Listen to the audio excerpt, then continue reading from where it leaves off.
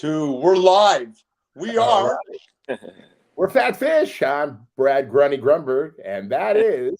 I'm Eric the Fish Snyder, and look who we have. Look at this kid's smile, man. This is Mr. J Luv, King of Belize.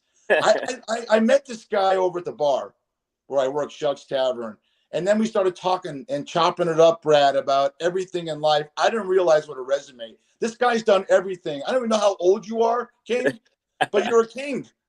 I'm going to go with you. Yeah, first of all, black don't crack, so we don't know. We don't know nothing about an age, right? Right, J Luv King. But oh man, thanks for being on the show. This is great. No problem at all. It was it's my pleasure, man. I mean, I go to the bar and I see Fish all the time, and he asked me about the podcast. I was like, no problem, but I know he didn't really know what I did or my resume or my background or anything like that. So, yeah. Hey guys, we have breaking news. I think you and Brad might have met each other, and we have video that Brad made an escape into Las Vegas. Brad's in Beverly Hills, California, and of course, wait. What are you talking about? Las Vegas, and I think we have a video of you actually meeting the king. Can we show it, Brad?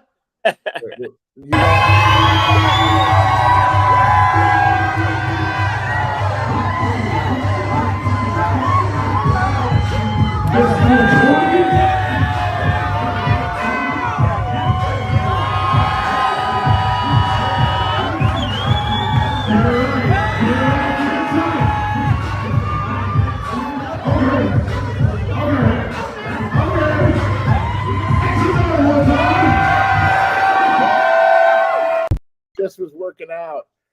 That was of your posse. Oh my God. Yeah. King got on stage with me. You know, man, that was great. I should have won that contest too.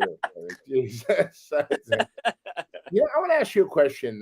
This is kind of I don't know, a little question I've always. I worked at a strip club for many years. Okay, and you know when the brothers or the my Latino friends would come in, and you know, I go, what do you like? What do you like? He goes, you know, how about that girl over that blonde? You know, she looks like Pamela Anderson. He goes, no. Who's that girl?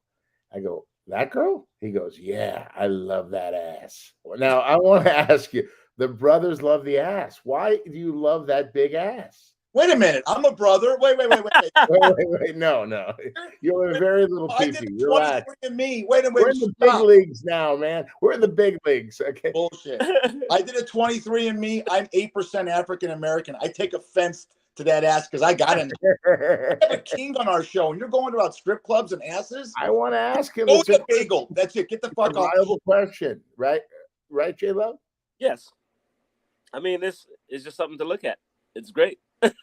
I have my theories. Okay. Okay. More cushion for the pushing, baby. That's my theory. You know, I mean, you know, listen, the brothers are the greatest. I love everybody. I love the buffet of life.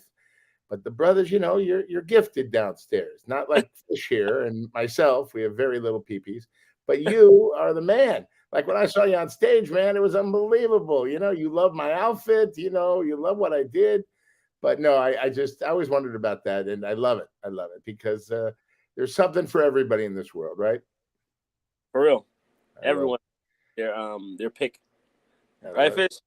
Well, I want to get into you because you're like I said, your life is your young life is so full. You're actually. I got to show a picture here because I want you to talk about this. You're actually a king. Here's you. I found it. To you, talk about you being actually a king and talk about your lineage. Well, I call myself the king of Belize because I've been doing music for, let's say, 32 years. Wow. And you know, being that I am from Belize, I always try to take Belize everywhere, to America, wherever I go, and put it in front of everybody. And I always say it's not what a king can do for himself, but what he can do for his people. So I'm trying to show everyone what Belize is like, our people, our culture, and everything like that, you know. So that's where it stems from and come from. Give them back. I love that. You know, there was Elvis Presley, you know, the king of rock and roll. Then there was Michael Jackson, the king of pop. Pop, yes. You, J Luv King, you are the king of reggae, correct? Well, we're gonna leave that one to Bob Marley. I know Bob Marley, but he's blessed down on you. Yeah, I heard your music, man. You're very good. You're very good. Very entertaining. How did it all start? Can you take us back to where it all started and how old you were and all that good stuff? Yes, I've been doing music basically my whole life. But I really started pressing forward and doing it professionally around like 8 years old. So my mother and my father, they wanted me to go ahead and pursue it. I'm one of those people that God's blessed me with a talent that anything that I do, I could usually be great at it. So I was doing acting, I was doing music, I was doing basketball, track and field. So, you know, when you're all over the place, it's kind of hard to be focused on.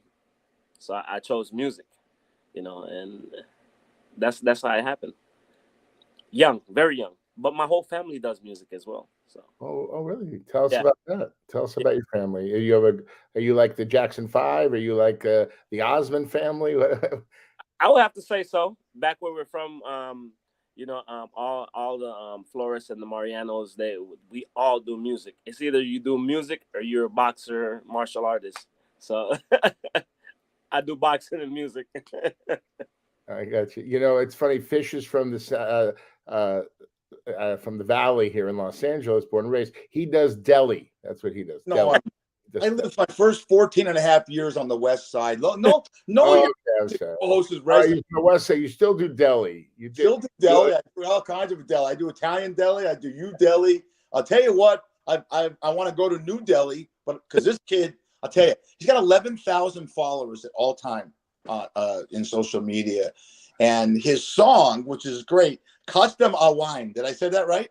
Custom a Wine, yeah. Oh, my God. Number one on the reggae charts on Rebird Nation and Django. Number one for 10 weeks here in Las Vegas. The video is great, and you're huge in Australia. And I have family in Australia. A couple of people know who you are. So the fact that you hang out at Shuck's Tavern and bullshit with a guy like me, I love hanging with royalty. Look who I'm stuck with. I get you. I get the king of bagels over here. My God, help me out. I mean, I hear you walk in with some serious talent. That's what Fish tells me when you walk into the bar. And what do you mean? Shh. The man hangs out with a nice group of ladies. Doesn't know about the other talent. You know what? We got to educate this kid. We got to educate. I'm going to dump Fish. I want to hang out with you, Jay. You know, I get the ladies too, and I think we should hang out. You know, you and I. You know, get some. You know, toss it around a little bit. If you need me, man, I'm a wingman. You know, I can join the crew at any time. But yeah, so when you walked in the bar, it's a great bar. You go in there a lot? Yeah, I've actually been going to Shuck's Tavern for about 10 years or so. Oh, yeah, nice. Years, and I had stopped going there for a minute, and then I came back, and Fish was there, so we started talking. I was telling him how long I've been going there, and he was like, "I never seen you." I'm like, "Yeah, I usually come in at this time, but we always had different schedules that we come in." Gotcha. But after performing, you go in there kind of like to relax, have a cocktail. I used to do a lot of business meetings with my business partner there as well, because you know it's like a little hole in the wall gym. I can't even say hole in the wall. It's like a gym, hidden gym. It is. A lot of people that come in town, they ask me, "Hey, where can I go to get some?" I mean, you go down the list. You go nice people, good crew, great food, great drink. The only problem is Fish. We get rid of him. I mean, right? It would be fantastic. But you know what, Brad? Like you, on serious note, what attracts a bartender or anyone in my business to someone that you want to talk to is the kid is always smiling and always in a good mood. And then I found out his story. And then we started doing this podcast. I got to get this kid on because, like I said, he's blowing up and it's going to blow up. And he's a young entrepreneur of music. Do you own a gym? Yes, I also own a gym. It's me, my auntie, and my other business partner, Edgar. My gym is on Craig and Decatur. It's more for bodybuilders. My auntie is a 40-year pro bodybuilder. Her name is Yvette. Mariano. But I'm there, and I also train fighters there as well. So wow, what else? What don't you do? I do a lot, man. I do a lot. It's funny. I'm a bodybuilder too over at Hometown Buffet. But wow, that's fantastic. So you help people with their fitness. Yes. You have your music that you touch people's lives on a daily basis. That's fantastic. Where do you perform in Las Vegas? I haven't been performing as much because I have a lot of things going on musically right now. Been working on some tour dates and everything like that. So I've been kind of in the background right now. But the last performance I did was about a month ago, and it was with my uncle. His name is Treasure, and he's a big artist here in Las Vegas, and he performs in all the casinos as well. That's oh my God! You keep it a family affair. I love that, man. I love that. That's what That's really where it really when you do anything. If you open a restaurant, you make it a family affair. It adds to just the journey of making it successful. Correct? Exactly. It's nothing like family. Yeah, and you can trust them, whereas you never know who you're getting involved with. Yeah. True. There I am, just me. That's fantastic.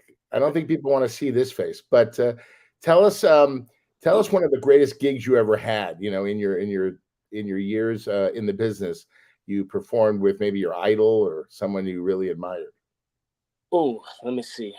One of the greatest gigs I ever did. I would have to say probably one for when I was younger for Pat Harvey. I don't know if you know. When I was still living in California. This is when I was like 11, 12 years old. It was for Pat Harvey, and I played Lil Michael as Lil Michael Jackson, dancing and everything like that with another guy who was doing Michael Jackson. I think that's probably one of the. It's a lot. You've had a lot of moments. Pat Harvey's on the news, right? Isn't she? Pat Harvey. I love her. Yeah, I watch her. She's wonderful. I think that's one of the ones that stands out in my mind. Being young and everything like that, and it was great. It was great. That's nice. Yeah.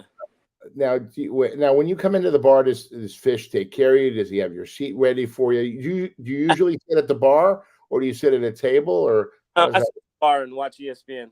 We love sports. Oh, okay. What's your sport? Basketball, football, baseball? What do you like? Basketball, boxing, tennis. All right. Are we back? Can we hear me? We've been having a great conversation, Fish. Where were you? Did you have a delivery from Grubhub? Where the hell were you? I was in the back listening to Busta Rhymes, which is one of his influencers, man. Like, Busta Rhymes. I'm getting my gig on, and you're talking about food and stuff, which is great. Basketball. I'm a huge Lakers fan. He's a huge Warriors fan. We're going at it. We need a bet. Can you think of a bet? You're a creative guy. No food, no hookers. Think of something we could bet. Wait, hookers? Yeah. Let's put that in the mix. Can you do a song for us? You can call it hey, Fat and Fish or something like that. We need a song because he's got Steph Curry. I got LeBron James. They have not played in the playoffs, guys, since 1991. Wow. So it's epic. Now, in Brad's defense, Brad's from Los Angeles, but he's very good friends with Steve Kerr, the head coach of the Golden State Warriors. Okay, so I think it's do you have a take? Do you have a favorite team in the NBA? And who do you like in that series? My favorite team is actually the Lakers. Oh, one of my favorite players is Steph Curry. Oh, I see. Yeah. Well, Steph Curry. I'm sorry, Fish. I'm not a LeBron James fan. So. Be real. It's funny. I love LeBron because I love what he does off the court. I like what he does off the court. I think he touches lives. I mean, people give him, they come down on him for things, but he is really a good person. He helps so many people. I used to be a big Laker fan growing up. I still love the Lakers, but there's just something about the Warriors. They're so talented and they move the ball. They play as a team. It's still like school ball. It's still old school ball. That's what I love. I'm an old school guy. Yeah, I like it. All it is. Yeah, I love Steph. Steph throws 50 down last night in the 7th game. It's just talk about he might be and we're you're young, But Brad and I are old enough to remember some of the, we watched Magic Johnson during his prime and Michael Jordan. Steph's right there on the Mount Rushmore of guards. I think he's going to be on there. I mean, he is so talented. And you're right. And it's funny. I like the Lakers, but I love Steph. He likes the Warriors and loves LeBron. I mean, what LeBron's done out and it can help you out because you don't need any help, man. Look at this kid, so gorgeous, man. If I got a bromance going here, but yeah, why don't you guys get a room? Why don't you get a room over at the the Tropicana or something? I mean, I could call it. LeBron's done in media with producing. The shop is great. It's great what a lot of these guys done in the community. But look at the NBA. Look what's going on in sports right now. If you don't even follow hockey, the 2 top seeds got beat by an 8 seed. 2 biggest upsets in hockey. Basketball, Milwaukee's out, Brad. Yeah, Milwaukee's the favorite to win. I'll tell you what's great right now. If the Knicks could make a run and they lost the first game to Miami, it would be great for the league. Oh, it'd be great. Everybody loves the Knicks, yeah. And you know what? It just goes to show you, no matter who you are, and this happens in boxing too. I watched my dad, and I watched Mike Tyson when he lost to Buster Douglas. Oh my! On any given day, guys. Any given day, something shines on you. I mean, Buster Douglas is one of the greatest stories. It's a Rocky story. His mom dies. He comes into the ring and he shocks the world. I mean, wow, right? Although I always have to tell people, Buster really, he lost that fight. That was like a 15. Oh, because of the count? Because of the count? 15 to 17 seconds. Oh, count. because the referee looked back to see where Buster was. Yeah. But you know what? There's low blow. Stuff happens, but stuff happens for real. I love Mike Tyson. I like Mike, but still, I tell you, Buster Douglas showed me that, you know what? When you get down in life, never give up. My dad's always instilled. Got up. You still got up. Yes. You get up, you grab the rope. Yeah. Fish, you have no hope. But anyway, hey, man, I could yeah. Hey, King, may I ask you, who's this? Now, let me give you a story. That's why I sent you that picture. I don't know how big you guys are into music, hip hop, R&B, but that guy right there, that's Father MC. Oh, Father MC. MC, yeah. Father MC. So, that's who I'm signed to record label wise. I'm signed with Father MC, and that's who I've been working with, and I'm behind the scenes right now working on a lot of stuff with him. Yeah. So, Brad. This kid right here he's appeared with Burning Spirit, Method Man, and Redman. I'm very familiar with that. Tony Tone. Brian McKnight is a phenomenal artist, and you've appeared with Tyrese. So your brand is building. And are you planning to do some shows somewhere? Or has someone picked you up so we could tell the people out here at Fat Fish where you're appearing? Yes, as soon as I get everything in order, the schedule, I'll let you know, and then you guys could, push it out and tell everybody where we'll be. We'll show up. Brad and I will show up. Well, I know I will be with the posse. I'll be in the VIP room. Make sure Fish pays for his tickets. Okay, no comps for the Fish. Okay, please. And make sure you have a buffet for Brad. Yeah, I want my rider. I want all that food back. I want that food backstage. Okay. Oh man, got you. That's great. Where have you performed in Vegas over the years? Where have you been? UNLV, Revolution, a lot of the casinos I've performed in, Reggae in the Desert, Pure Aloha. That's great. Places, a lot of the festivals out here too as well. So, talk about King, the total influence and your love of Bob Marley, because that's my guy for reggae. I mean, just everything about him and the pioneer of reggae, and the fact that if you watch the movie I Am Legend with Will Smith, he had a choice of what music to put in. He put reggae and Bob Marley as a choice in that film. And talk about Bob Marley. Yeah, I mean, Bob, you can't say enough about Bob. He's the biggest reggae artist ever. I would have to say one of the top 5 most influential people ever when it comes to music. Um, also, he laid a foundation for us to follow, not just musically, but actually being spiritually and mentally. You know, he just didn't talk about like what Brad would say, this girl with the big butt or anything like that. Everything Right. spoke was more intellect, you know, education. So with that, you know, you got to follow Bob. You got to listen to him and try to take it to another level. You know, He's got a message. That's nice. always have a message. Always the message, and help the kids so they go down the right road, not the wrong road. I knew that about Bob Marley. Yeah, that was very special. Very special. And it's reggae music in general, Brad. I don't know how much you listen to it, but I just love the melody. I love the theme of reggae music. It's something that's so in the music world. I think it's a true art.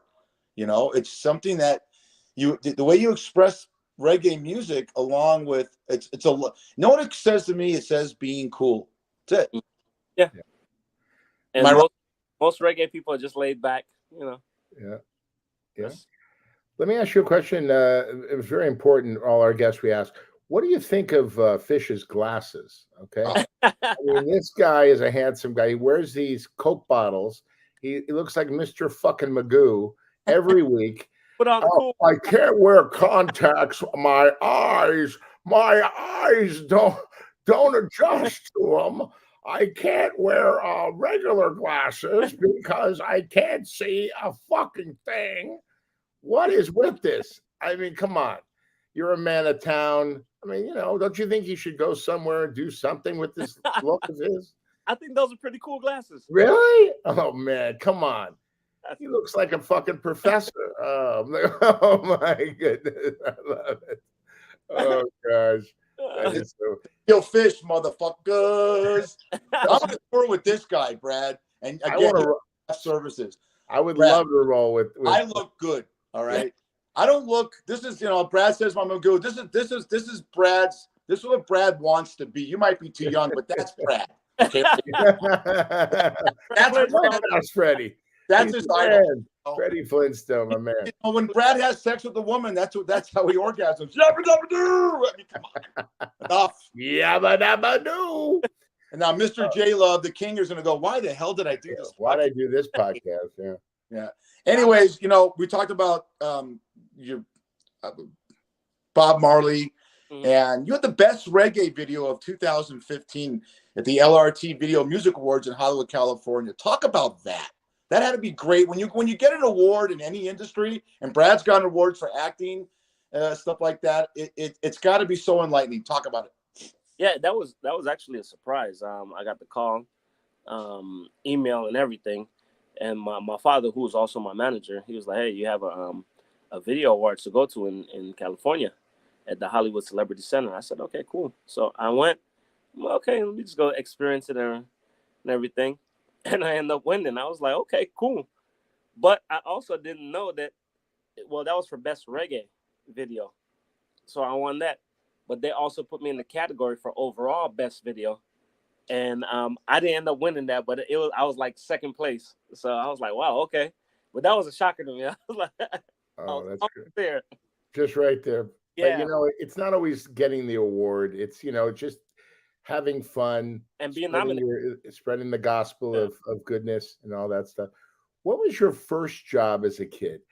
Way back when in Los Angeles, wherever you grew up, what was the first paying job you had? I think the first paying, like I was at McDonald's. That's where I worked, you know.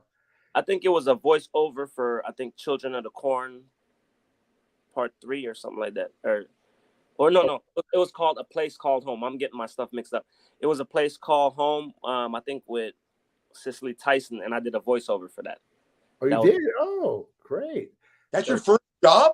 That was your first job as a kid. Oh, you came in, were you part of the Loop group, or did you voice one of the, like maybe a kid playing in the background, something like that? Exactly what I did, voice the kids playing in the background and stuff like that. Nice. You like that check, huh? Did you like that check as a little kid? Yeah. Especially as a 12-year-old kid, 11-year-old kid. Yeah. You know? Right. Do you have children yourself? Yes, I have a 9-year-old daughter. Oh, that's nice. What's her name? Her name is Genevieve. Oh, beautiful. Genevieve Love. So she's the real J Love. I always say she's Genevieve with a J, middle name B. So she's Genevieve Love. That's nice. She loves her daddy. Is it daddy's little girl? She's daddy's little girl for sure. Yeah, She's at that age where she wants everything. Just the other day, she asked me. She said, "Daddy, can I have $15,000?" I'm like, $15,000 for what? Oh, wait. Hello. Yeah. Like, okay, so what do you need $15,000 for? She's like, I just want. I said, okay, I'll give it to you whenever you can tell me what you want it for. She's like, are you serious? I said, yeah, I'll give it to you. Don't worry. Oh, that's nice. You don't want to spoil your kids. Fish, you have son Max. Did you spoil your kids growing up, you guys, or you teach them the value of $1? Well, can I go first on this one? Yes. Please. Hey, King, can I get 15,000 for my kid?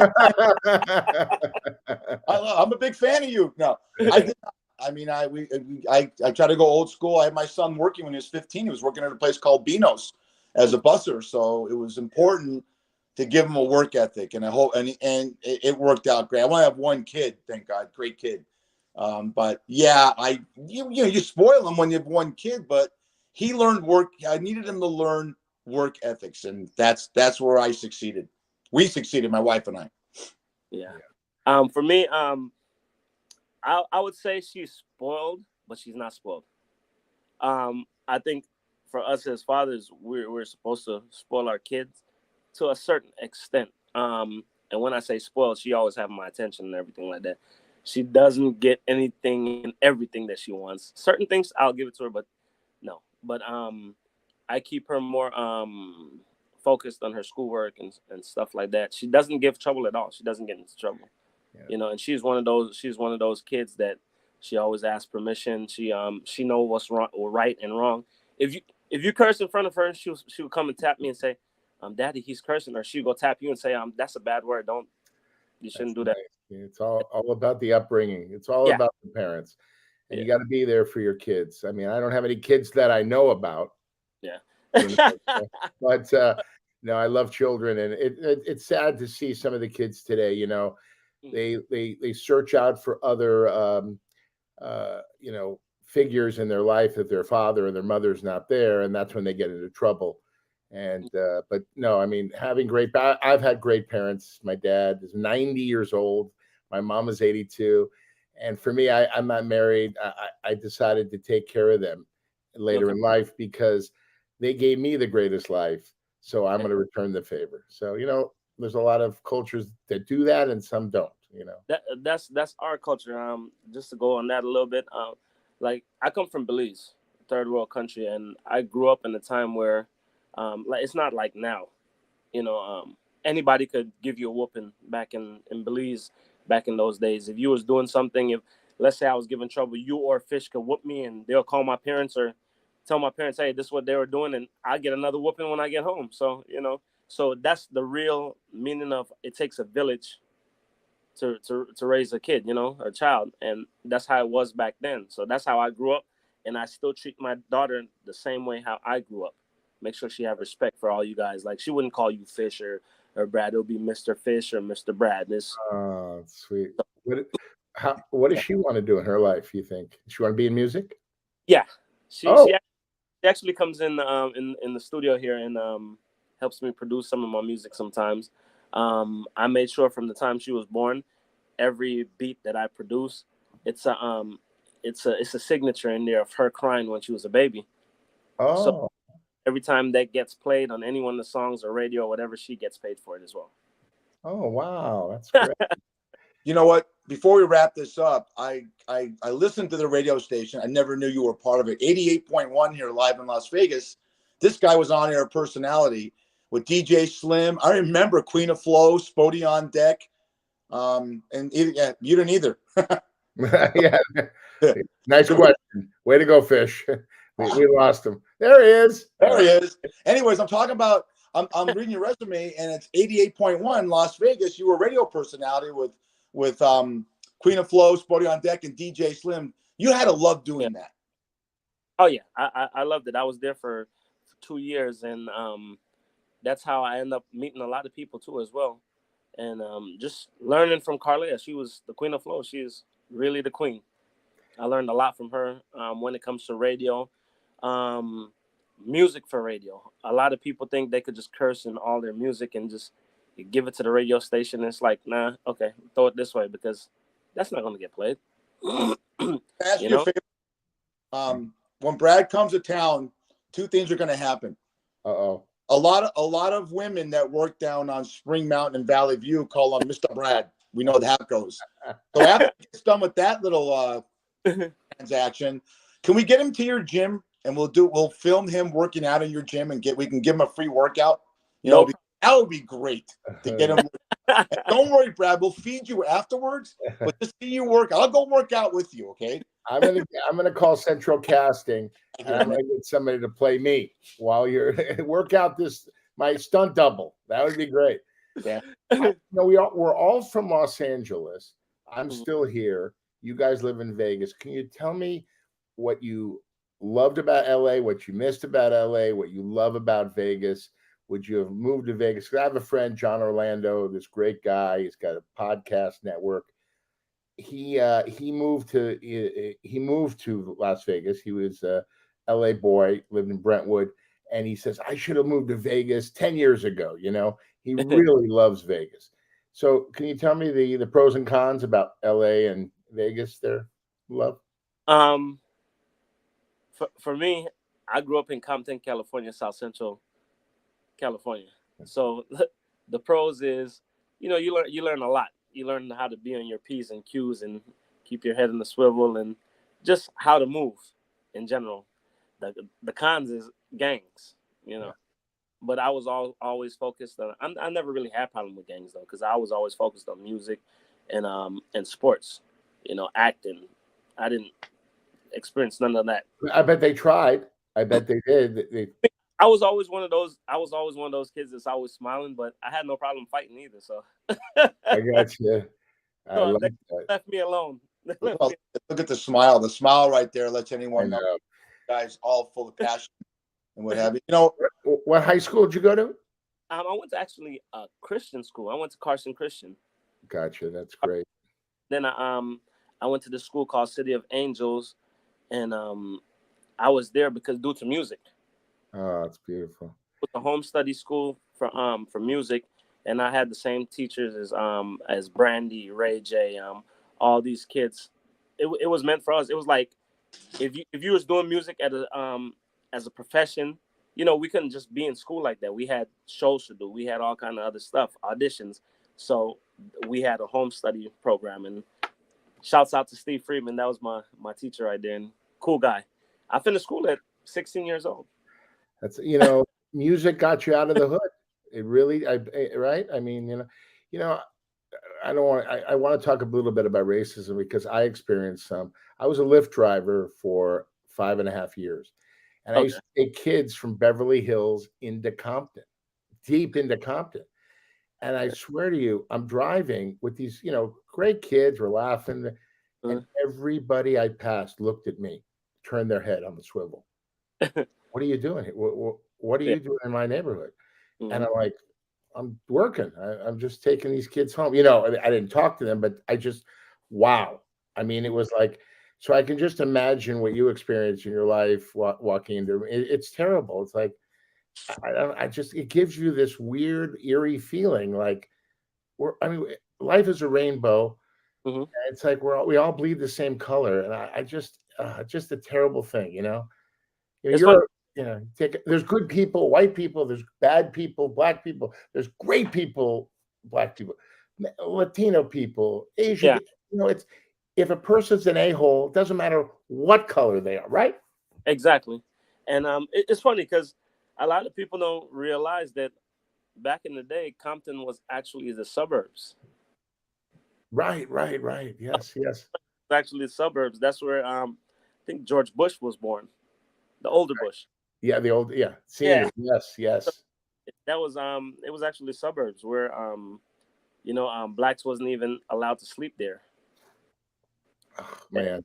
Back in the days, but things changed. It changed. Then it became rough, and I think now it's starting to they gentrified it a little bit, and it's starting to become a better place. But now you have all diverse. It's diverse, all different people in there, and it's life. We just hope we get better, and this divide in this country. I just hope we come together like we used to have it, because we're all in this together. We're all Americans, and we gotta love each other, and help each other, Exactly.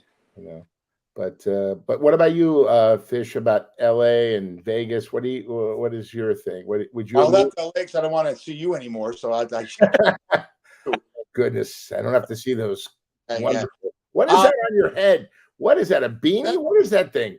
Oh, look, this is a baseball cap, man. So it's fantastic. What is it? I worked last night, so my raccoon on top of my head, a little messed up. Look at that. Would you ever wear something like that, J Luv? Would you ever be seen in public with that thing? What is that? Cap backwards. Oh my goodness! Maybe you should wear a baseball cap backwards, Brad. At least I have that. I had this all stitched in from other hair in different parts of my body. Fantastic. You talked about racism, and the bottom line is, when I meet a customer and I look at this kid and we just hit it off. I don't know if I even looked at him and said, hey, because I looked at the smile and I said, there's an engaging young man. And then you find out the story, and everyone's got a story. And you're right. How do we build a better human? Mm-hmm. And I've always said this, if you put 4 kids in a sandbox at the age of 5, a black kid, a white kid, an Hispanic kid, and an Oriental kid, right? They don't give a shit about racism. They want the shovel to make a sandcastle. Yep. So we can move on from that to something lighter, like we need a bet on the lawyers.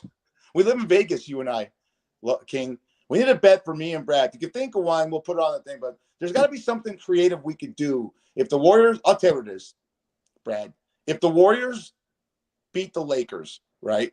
Okay. I have to not wear glasses for a month and go blind, or find contacts I'm not allergic to. But if the Lakers beat the Warriors, yeah, okay, yeah, no more donuts or bagels for you for a month. Pink box, baby, pink box, pink box. Look at you, Love. Yeah. Oh man, hey man, it's been great. Great having you. When I come back to Vegas, J Luv, King, and Grunny are going to walk into Shucks, and we're going to take over. Okay, we're going to walk in with the posse, with the ladies. I'm going to dress up. By the way, J Luv's going to put an outfit on me. The whole nine. Okay, I want to live with the glasses, everything. I want to be all pimped out. You got to pimp me out. Okay? And I want to have a good time. If you walk in looking like that, you can't come in. Looking like, look at that. I mean, talk about a guy that hangs out at a Jewish deli in Miami still. Come on. No. That happened. We just have a good time here on Fat Fish. Have you enjoyed yourself, J Luv? Oh, of course. You got to come back and visit us.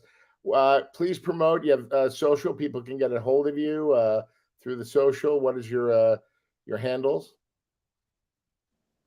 Can you tell us your handles? Oh, whoops. Yeah. Handles. That's what he thinks about his handles. Yeah, exactly. Adios. I'm gone. I don't want anyone to. There he is. Where can people get a hold of you? Your music, all that good stuff. What is your social handles? Social media, Facebook. It's all King J Luv, JLUV. On Instagram, everything else it's Mr. J Luv, ITSMRJLUV. If you type that in, you'll find me anywhere actually, even on Facebook. So that's ITSMRJLUV, King of Belize. I love it. Well, I gotta say this has been such a good time for me to learn a lot about the business, and I'm sorry you had to meet Fish. We could have met on the street, you and I, just hanging at one of the casinos. But thank you so much for being on the show, and we hope to see you real soon. And if I'm in Vegas, I'll look you up. Okay? Definitely. I'll see you. All right. Take care. J Luv, King, everybody. Thanks for having me, guys. Bless. Man, thank you so much. I'll see you at the bar later. Yeah, all right, sir. Pick up his tab. Gee, my knee. Come on, I did the show. Well, his daughter's going to pick up the tab. She's got 15 grand coming. You take All right, care. guys. Thanks for spending time with us. No Thank problem. You will. What a great guy, man. That's it. Now that's a good man. I can't believe you talk about a guy's pee-pee. I mean, Well, right away. Listen, it's what people want to know. That's what we do on Fat Fish. You're obsessed with penises. It's crazy. Well, when I want to have a real small one, and I meet a guy like J Luv, the man. Oh, he's probably got he's got lumber down there. He's got stop that. What about you? What about you? A superstar, and we're talking about his appendages, Look, Brad. That's what our audience needs to know. No, they need to know is that you can't see yours when you're standing up to take a leak. That's what they need to know. I love you to death, man. Hey, please don't. I gotta talk about a segment you came up with, and I got not a bone to pick, but I gotta talk about something. So you came up with a new segment we're gonna do on Fat Fish. Talk about going into rest homes and talking to the elderly and them giving us their stories. I think that's brilliant.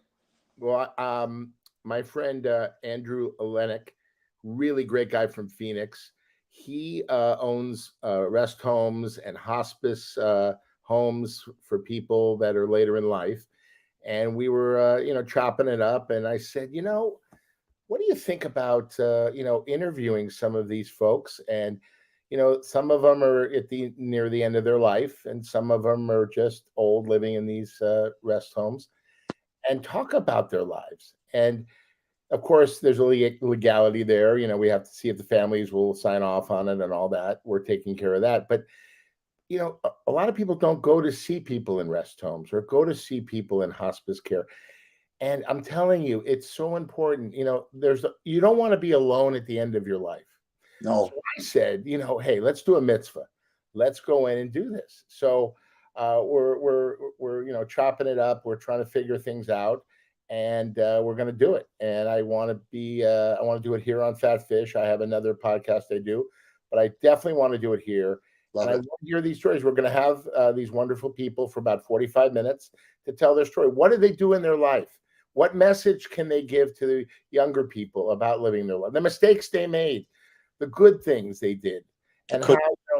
Isn't that great? I couldn't agree more. I thought when you said it was brilliant, it's touching, because you got a guy that's 90 years old and he's seen the post World War II, and you and I always go back and we get nostalgic about the way we grew up. And some young people either want to hear it at Chuck's Tavern talk, or they're jealous or envious. And I said, hey, guys like Brad and I didn't have cell phones when we were trying to get laid. We had to actually go to parties. We had to get set up, clubs, and that's it. If we went to a bar and it was slow, we couldn't call someone a text and say, how's Timbers look? Or how does Shucks look? We had to actually do it and do the legwork. So you're going to get stories about back then when they didn't have regular phones, so it's great. Yeah, I'm really excited about it. And we're going to start with this one guy, I believe. And, it's just, it's fun. They grew up in another age, and what they see about what's happening today. And there's just a million things we can ask them. And then the show. And then what's nice is the family will have this forever. That's the great thing. The family will have that in their archives.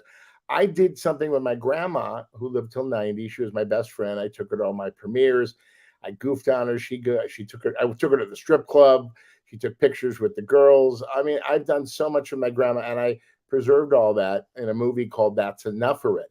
And that's what she kept saying. She didn't even know I was going to show up at an apartment.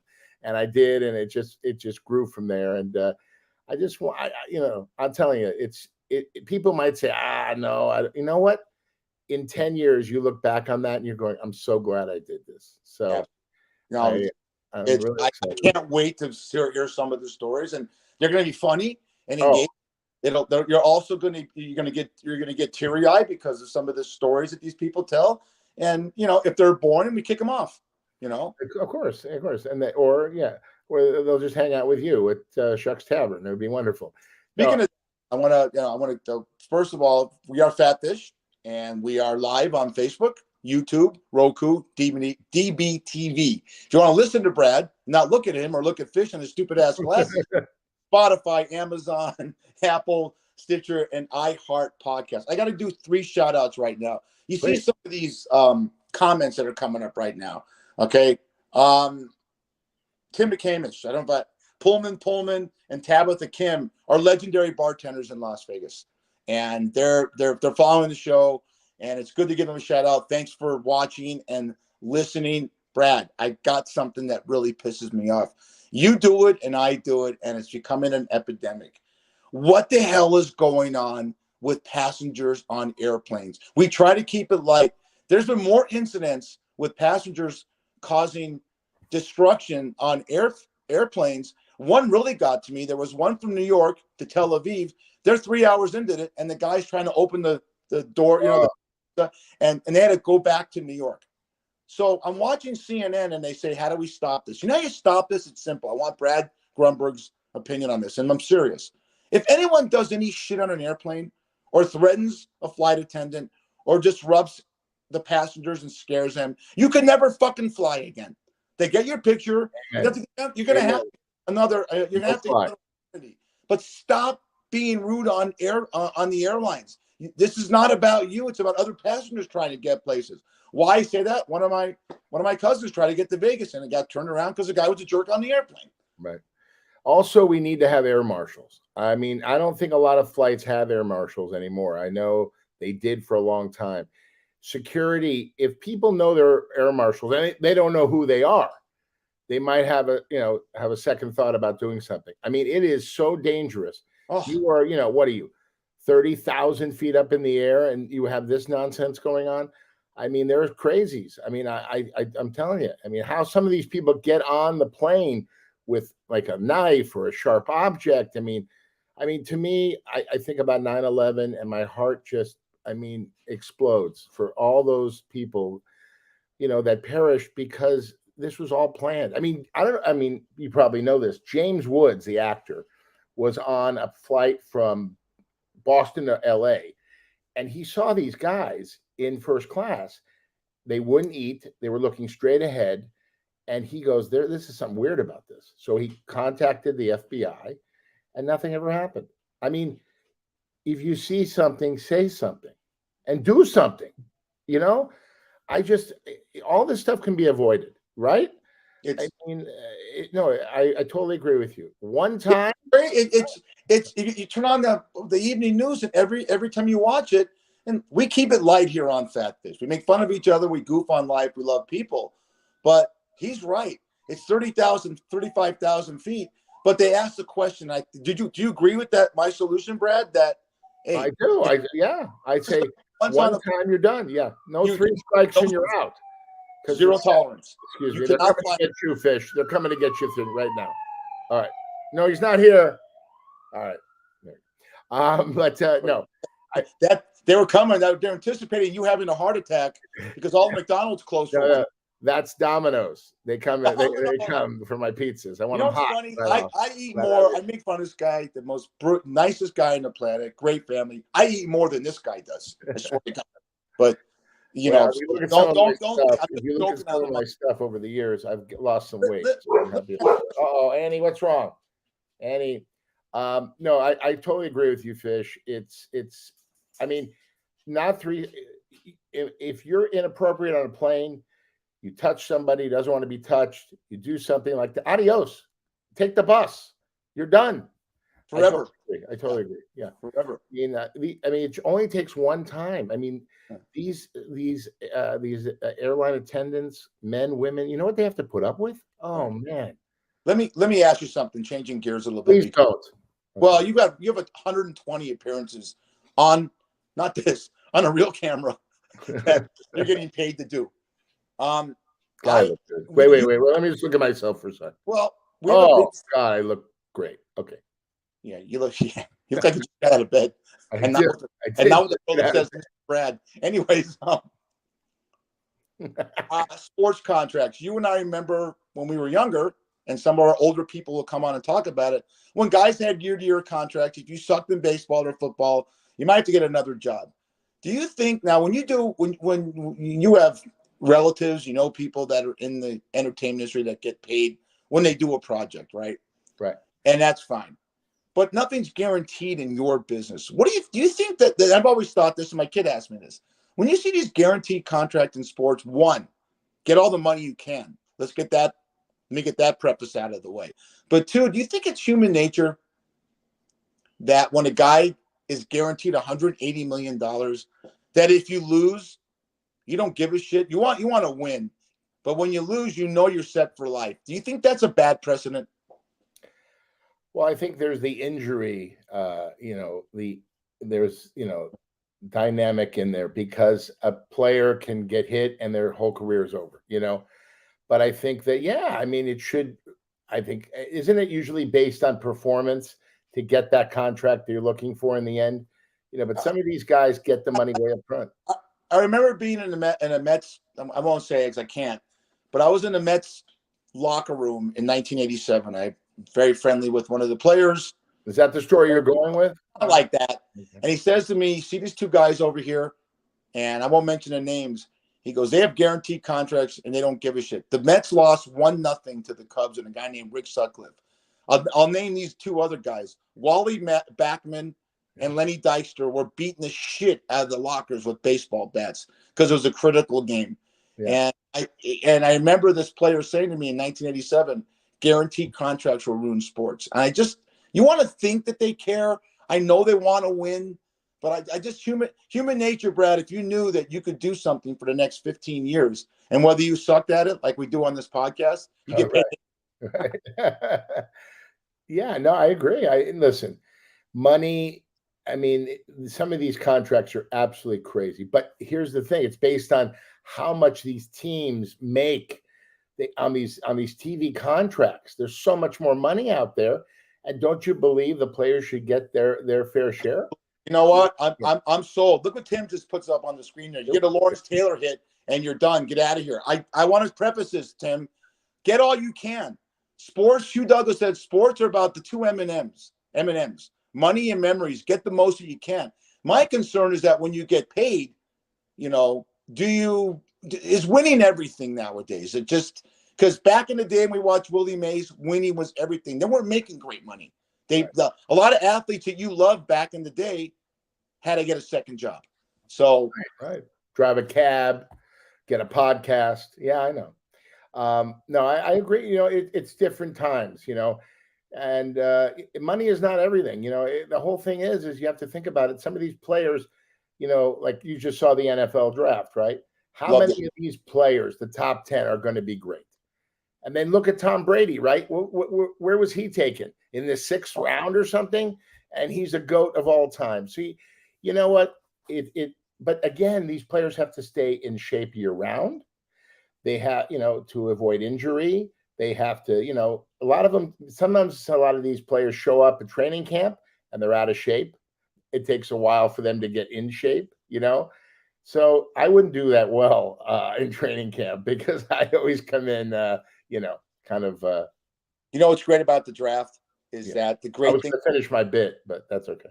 Well, I'm sorry, but the great thing about the draft is what we try to do is that, and you talk about this all the time, is that you watching these kids achieve their dreams. They want, it's so great to see these kids get drafted and get excited with their girlfriends and their family. And how come all these kids, no matter how fat or ugly, they all have gorgeous girlfriends, every single one of them. Or sisters. Did you see that guy, Tim Luis? Or remember from Kentucky? Will Levis. Will Levis, sorry. Oh my God. Luke Van Ness, so girls around him. And then all these girls are sitting there jumping on these guys. I'm not going to get the money. You know why? Big payday, baby. Nah, they're happy. Well, no, but they're excited for him. But come on, one thing and you've seen it in the bar. I saw it when I worked in the strip clubs. These guys come in. It's like, I'm a nothing. I'm a humble guy. I'm so grateful to do what I do. Saying I got on a hit show or a hit movie, all of a sudden I'm George Clooney and you're Brad Pitt. I mean, you know what I'm saying? It's like, wait a minute. I was just poor putz 2 weeks ago, and now I'm gorgeous, and you want to hang out with me? You got to know who's who and who loves you for who you are before the fame and fortune comes, right? I love what you do as far as entertainment industry. I love a great performance. But we'll end the show with this. I get tired when actors, and you mentioned one of the guys' names just a couple of minutes ago, said, we compare ourselves. Who? No.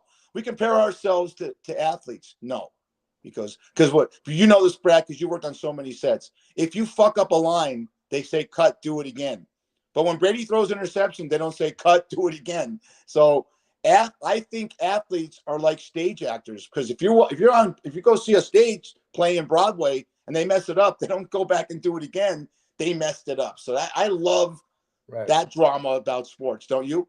Yeah, you live in the moment. I mean, and even with acting, I mean, you blow the line, I mean, remember, it's money. So as many times as you blow that line, they look at you kind of funny. They go, you better get the line, man. You better know your lines. You know, I learned so much from like Angela Lansbury. She knew everybody's name on the set. She knew her lines and the other actor she was performing with lines. I mean, that's a pro. You know what I'm saying? Like, you know, a lot of these people, they just, you know, show, oh, I'm a big star. You know, I'll be in my trailer. You know, you got to get to know your family there. That's why I look at it as a family, you know, and you spend more time with these people on a set or a movie than you do your own family, you know? So, you know, it's all relative, but, you know, I understand what you're saying, you know, it's just, but, you know, there's things as an athlete that happen. Yes. But again, okay, you throw the interception. The game's not over yet, right? Sometimes you make a bad movie, right? You come back and make another movie. I think it was John Travolta said, he goes, I can do one great movie and then I can have 6 bombs. That's how it is in show business. It's like, I know actors, they're on a sitcom, 4 bad sitcoms, they're still getting work. I'm like, hello, McFly. Well, is there a problem here? Maybe it's the actor. But listen, I love my business. I've been doing it a long time. I have no idea why I'm on this podcast. I guess this is a charity thing for me, but no. I'm lucky you came to me. Hey, Fish, I want to say this publicly. Thank you, buddy. This has been a great ride. We're in show number 8, and it's been fun. And we're just going to get it better, crush it more every week, right? You're gone after today. Anyways, we want to give just a bit here. Hey, we want to thank Chuck's Tavern, where I work on Elkhorn, Durango. Got another location on Flamingo and Fort Apache. The great staffs, they just love Fat Fish. And then something we're trying to blow up is the Johnny Cocktails Entertainment. That's Brad's production company. If you want to like us and support us, hit like on YouTube, and that'll help us out. We're trying to build a brand. We're trying to get sold. We're trying to get sponsors. We're doing this because we love it, but it'd be nice to get paid. So we love our audience. Big shout out today to 2 things. One, we want to thank J Luv, the King, for coming on. It's just, you know, we get a chance in our business, Brad and I, to meet different people. Now we get a chance to expose what they do and promote them. Big shout out to Little Farley. David Meeks, who works at Chuck's Tavern, is on a plane as we speak. They are filming season 6 of Cobra Kai. Oh, and he got in. Great. And he said, Shad, he's going to try and get some of the cast members on for our show. That would be fantastic. Oh, it's such a great show. I'm so proud of him. We got to talk about how I met him at Warner Brothers. He was reading for ER, and I was reading for ER, and I met his mother, Nikki. Oh, I got great family. And we'll talk about that in the weeks to come. But as we always do, this is Fat Fish number 8. I'm Brad Grunny Grunberg, and that is... Tell them who I am. Tell them who I am. Schneider. We'll see you next week on Fat Fish. Thanks, everybody. Love you all. Stay safe. And what does Brad always say? Your health is your wealth. Absolutely. Get the dreck out of your life. Helen Klein, my grandma always said that. Get the dreck out of your life.